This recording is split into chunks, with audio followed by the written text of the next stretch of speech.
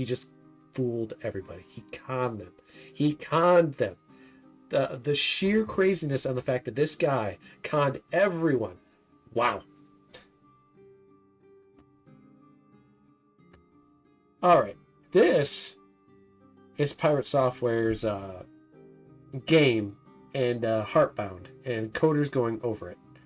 Now, I've already seen some Coding Jesus videos. This is a more recent video. Lord Frogmire.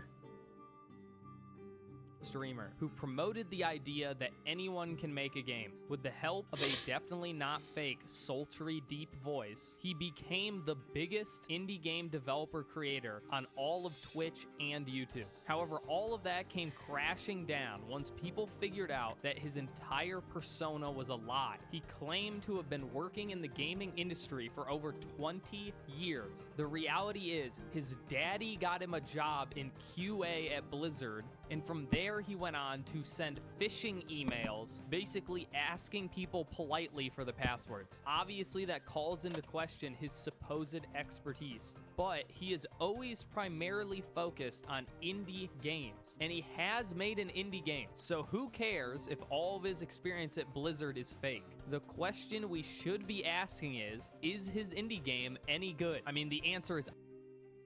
It's not, but I haven't played it, but I've seen enough. It's not.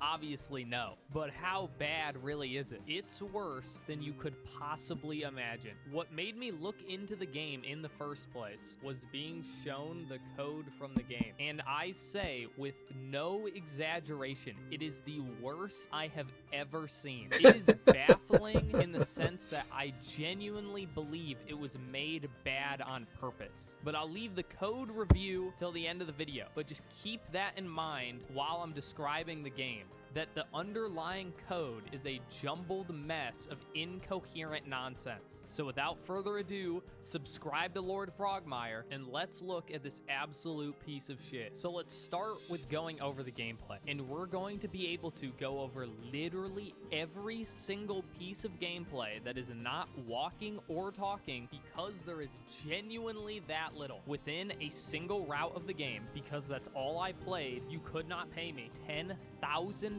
to play any more of this game. There are exactly 3 puzzle sections, 5 total puzzles, and this is being very generous with what I consider a puzzle, by the way. A single combat section, 1 battle, yes, 1 that is repeated, so that's 2 total battles, but only 1. This game's starting to sound not all that great. And why does the main character down here just look dead inside? Like, why am I here? Basically, that's his reaction. Why am I here? 1 unique fight and 2 mini games. That's it. If you want to be extremely generous, there is 1 more mini game, puzzle. Literally all you do is click on a couple objects. Yes, that's literally it, but technically that's better than just walking and they're all squinting. This was a Kickstarter game, by the way. A Kickstarter game that... Oh, that's right. This is why I call him a con man. Because he made this game and asked for donations from people to make it.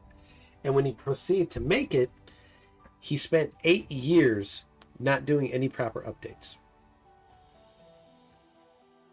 You basically, a bunch of people paid him to make a game, and then he basically took the money and ran away with it. Advertised its combat, which its only unique combat encounter was advertised in the Kickstarter campaign that was funded in 2017 and raised $20,000.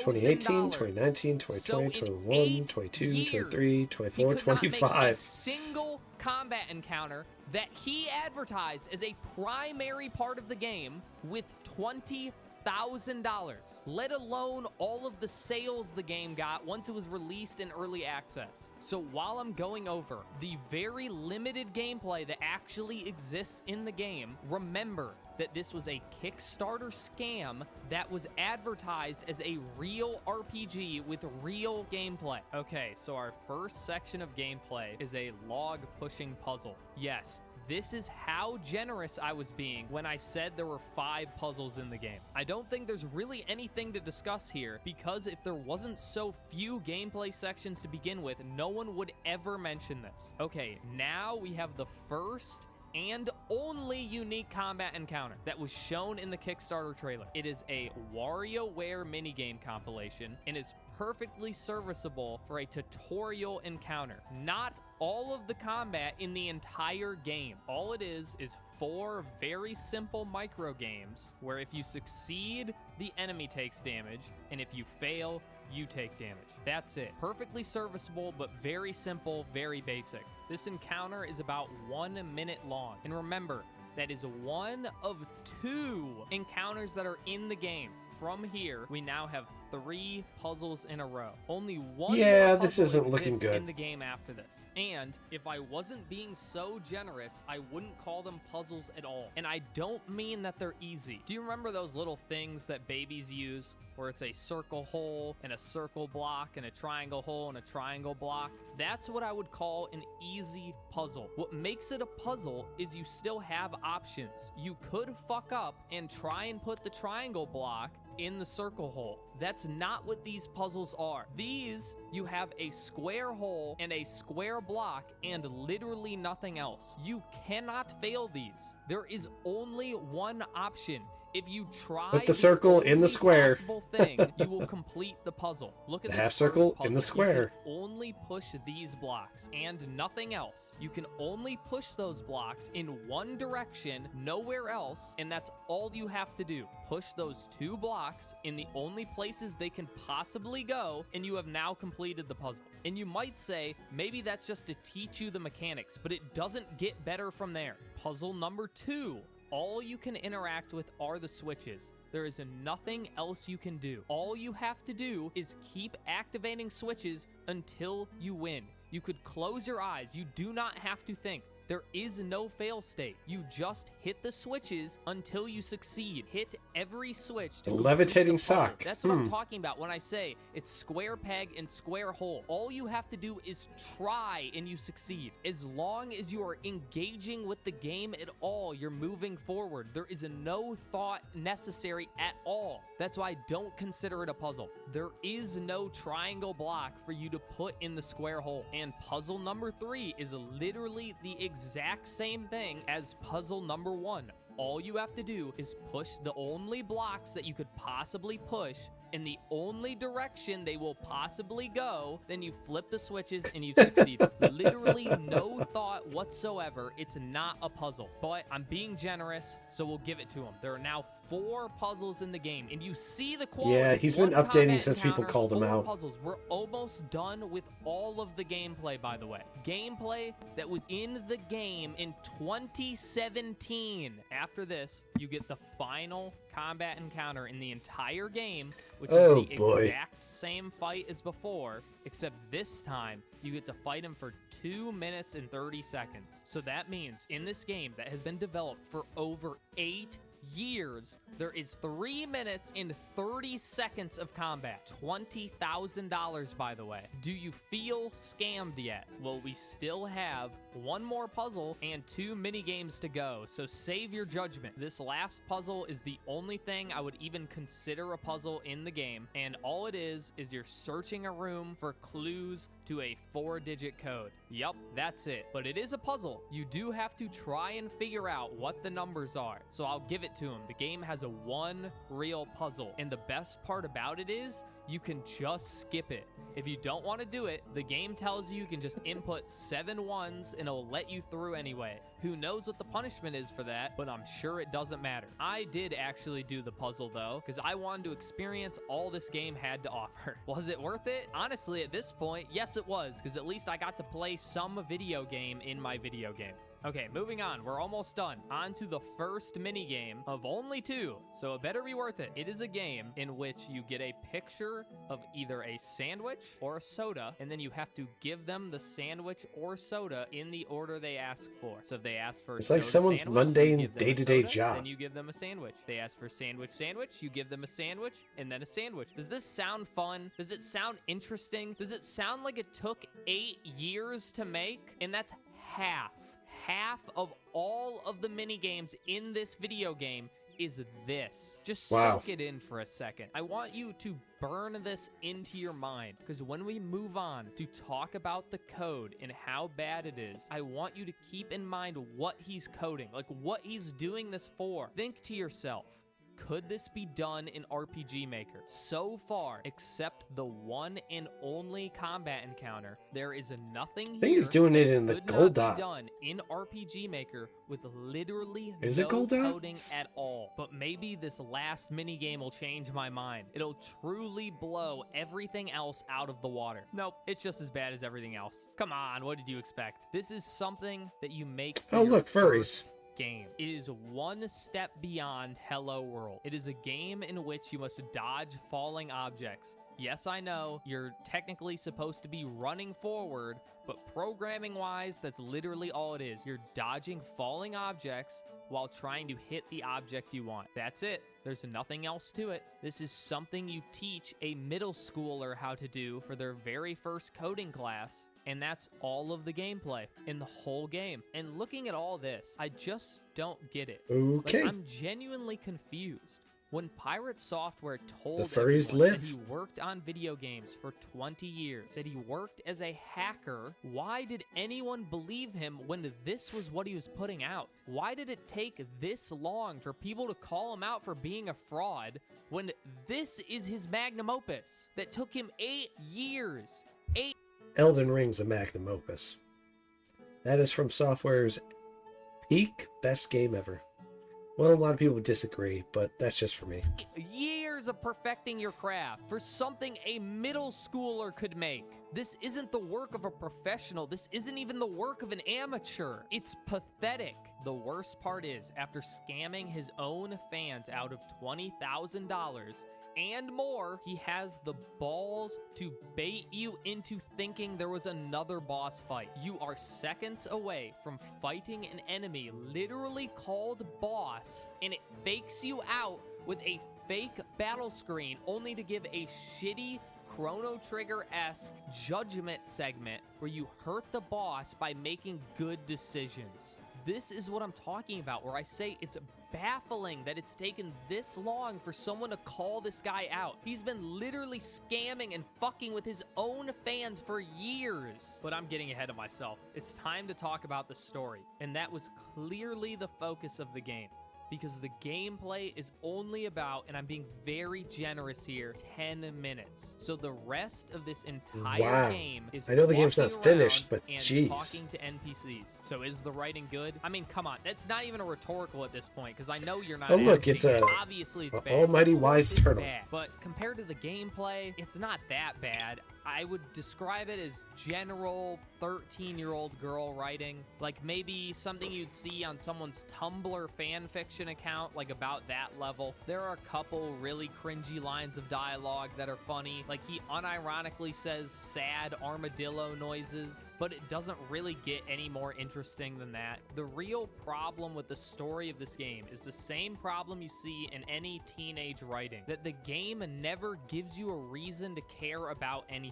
Going back to that fake out boss fight, this is a boss fight where it's revealed that it's your mom, that you have mommy issues, and you defeat her by proving that you're not like her, where she accuses you of being evil, and then it checks your previous actions to see if they line up with her beliefs. And if you defied her and were a good person, you defeat her. It's clearly supposed to be a big emotional moment. The problem is, we have no reason to care about any of this, because before this exchange, there's literally only one encounter with your mom that you weren't even there for. It's a flashback of your mom talking to your dad where she calls you lazy and the dad pathetic. That's it. There's nothing else. There is no other reason to believe the mom is even abusive, let alone so evil that we had to have a boss fight about it. And that's not even the worst part, where she chastises you for your decisions that include decisions you didn't even make. She accuses you of killing this character when I didn't even have the option. If I knew I could kill that character, I probably would have. It would have been funny. So when she's like, oh, I bet you killed that guy, and you're like, no, I would never do that. Except I would totally do that. I just never got the option. It doesn't show good moral character to just not press A on every possible thing. And the worst example of the game failing to make you care about something is the whole point of the game. The reason why you're doing everything in the center of your character is that your dog dies. Your talking dog, who's your best friend, dies, and you must go save him, sort of. Yeah, it really seems like he's dead forever, but that's what you're trying to do, is save him. The problem being, you literally only spend the first 5 minutes of the game with the dog. Why in the fuck should I care about this dog? I've spent no time with him. I know nothing about him. I know they're friends. That's it. That's like someone going up to you and being like, hey, my neighbor's brother's daughter's dog died. Isn't that sad? And you'd be like, yeah, I guess so. Yeah, that's sad. That sucks. But I don't care. It doesn't make me want to play this whole game and fight for whatever. You have to get me to care about this. Show me how the dog helped him deal with his abusive mother. You have to show me that. This is literally first grade writing, by the way, by a 40-year-old man. Yes, this game that pretty sure Pirate Software's only 30, but teenage girl, and is written like it was made by a teenage girl, was made by a 37-year-old man. I mean, there really isn't anything else to talk about the story. Nothing happens. The real problem is the game doesn't have real characters. They're all just caricatures. The only character there are a lot of more things. than a handful of lines is the main character, and the only thing I know about him is that he cares about his dog and he has an abusive mother. Maybe he's a bit sarcastic sometimes. I don't even know what he likes, what he dislikes. What does he have fun doing? This is he's got that look on his face, like the kid's gonna say, instead of saying his mom's saying mom, he says her name instead. About him. And I actually read every piece of mandatory dialogue. It's not like I was just skipping through things. The game is just so busy trying to make funny lines that are profoundly cringe that it never tries to say anything about anything. Actually, it does try and make one statement. It does have a line about how in the corporate world, you never go up, you only go sideways. No, Thor, that's just you, and it's because you're bad. No one was ever going to promote you out of QA when you can't fucking program, you can't write, and you're clearly an idiot. And what doesn't help the story is how much you know he's holding back. And for no reason, another very common novice writer mistake is focusing too much on the reveal and not enough on the buildup. After your dog dies, you're feeling constant guilt, where it's like, oh, it's your fault, you killed the dog, and it doesn't make any sense. Because how the dog dies is you're just asleep and you wake up and the dog is dead. It has nothing to do with you. A monster killed it while you were asleep. It couldn't possibly be your fault. So clearly there is some kind of reveal later in the game where the dog died for a real reason and the monster's not real or something like that. Because as it is now, it doesn't make any sense. I have no reason to be like, I killed this dog. I didn't do anything, and neither did the kid. And there's no reason for him to feel this way. It just doesn't make sense. So the story's bad, the gameplay's bad. What else is there? What could possibly make this game worth playing? Well, one of the big selling points is the multiple routes, that all of your decisions matter. I've already told you I only play one route. Getting the feeling route, they probably are. If you've listened to a single word I've said so far, you know exactly why. But let me tell you now, the decision making is just as bad as the rest of the game. You literally have an evil voice telling you which is the bad option and which is the good option. It is literally as overt as listen to this character's problems and be nice or kill them. And just in case it's slightly more subtle than hitting you in the back of the head with a sledgehammer, you have the evil voice in your head telling you what the evil option is. No, the choices obviously don't matter, because being forced to play this game again... Okay. It's clear he did not like this game. Woo, boy. ...is a form of cruel and unusual punishment, but that's the whole game. That's it. And why do you think there is so little? Probably because there's only one completed chapter. Yes, that's it. You have one chapter about, who knows, maybe half of chapter 2, maybe it's 75%. I have no idea how much more there could be. And then the very opening of chapter 3. That's all that's completed in 8 years. He's completed one chapter of an unplayably bad game. So yeah, maybe there's more character development in the rest of the game, and maybe they'll make me really care about that dead dog. But I have the strangest feeling that none of that's ever going to happen, that the game is never going to be finished, because at this rate, it's going to take him the rest of his life. He will die before this game is completed. So is the game worth playing? No. Is it bad? Obviously.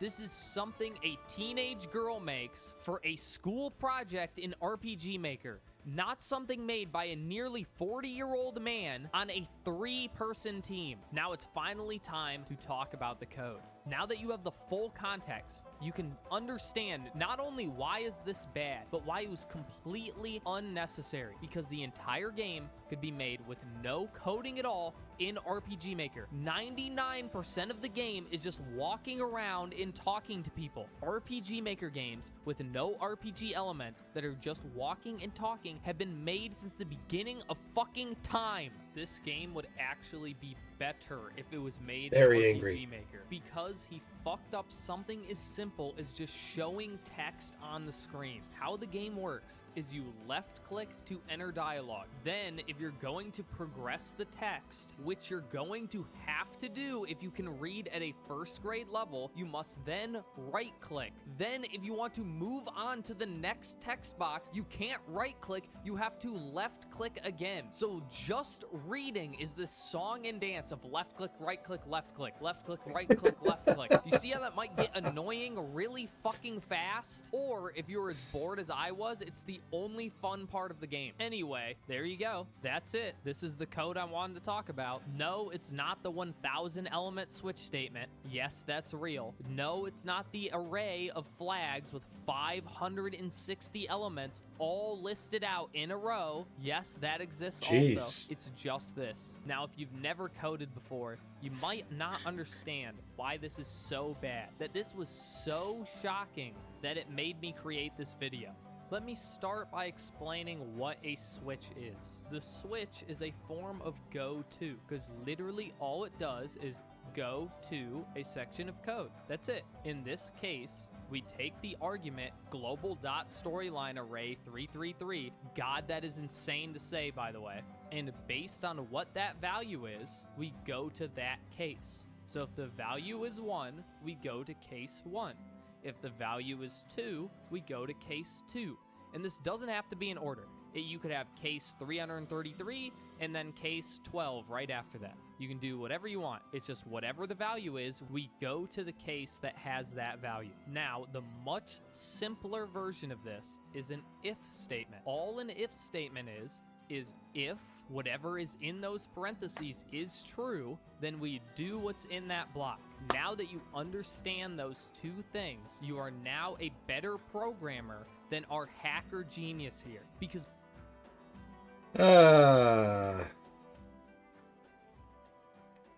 index. Gotta love it. what you see here is complete absurdity. He does not know the purpose of an if statement or a switch or how to use them. I'm going to give you 1 second to see what is wrong with the switch. All right, you ready? Why is it not an if? Why is there code that even says do nothing? Want to know how you do nothing in code? You just don't write it.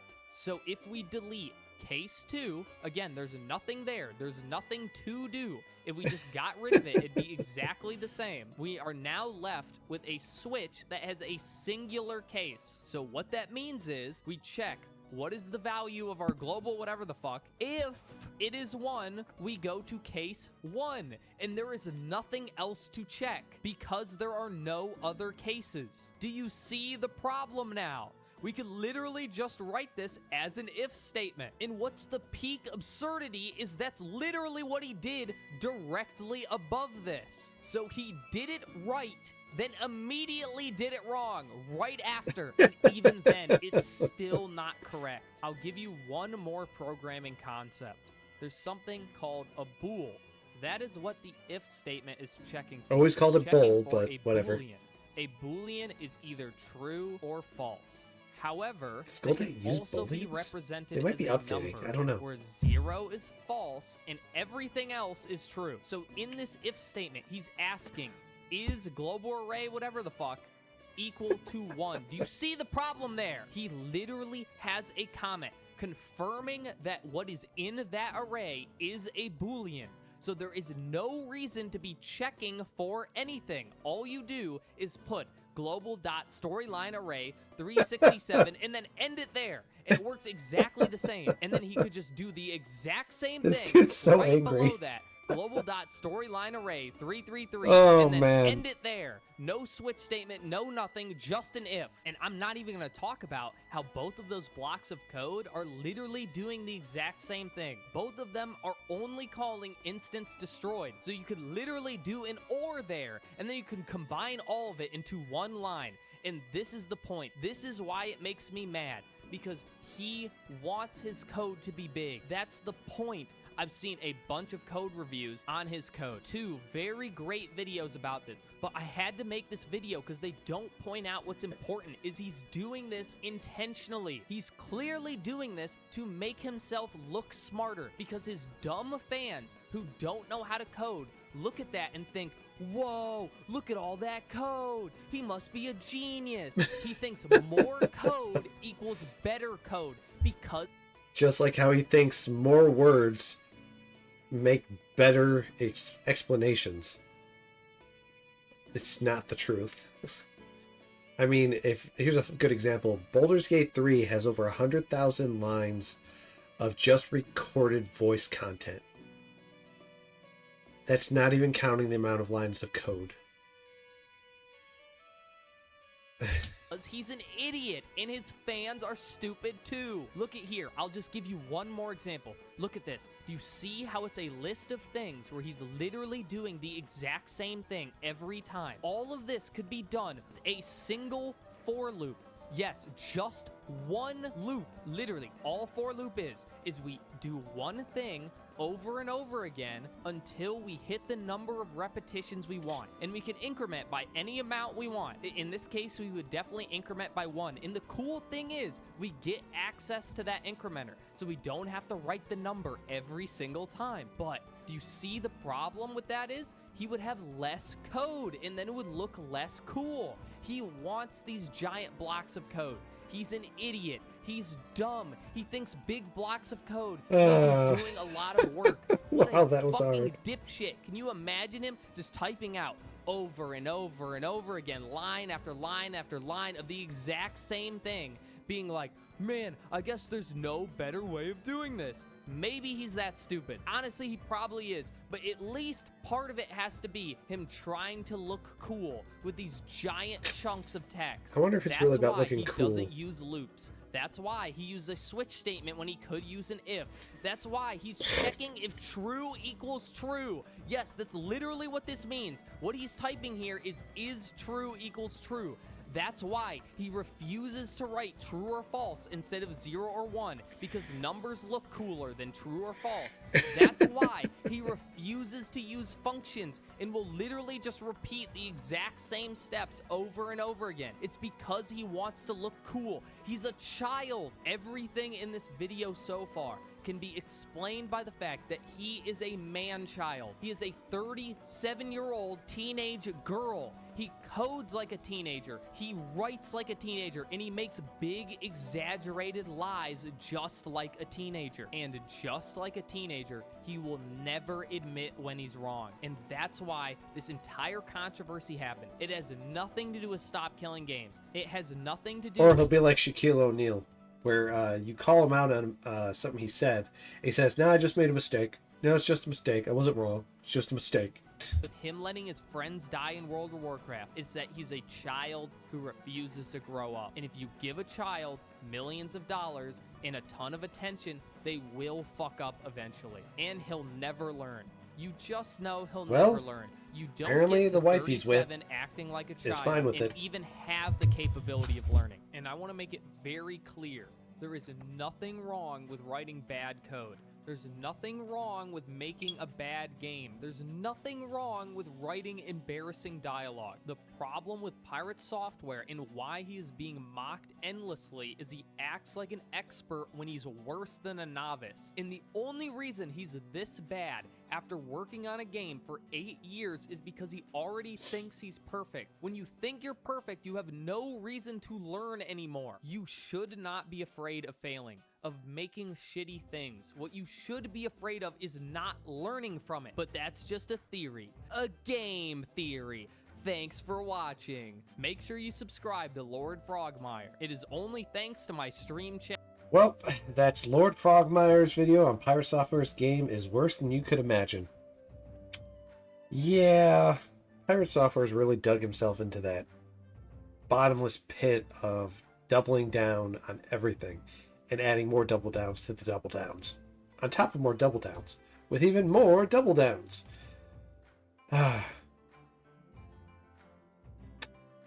When you see somebody who had everything and then just lose it all, it's sad to see. Kind of is. But hey, to each their own. That's just what some people do. Well, I'm going to go and call the stream here. Call the video here. All that lovely spajazz. See you guys next time.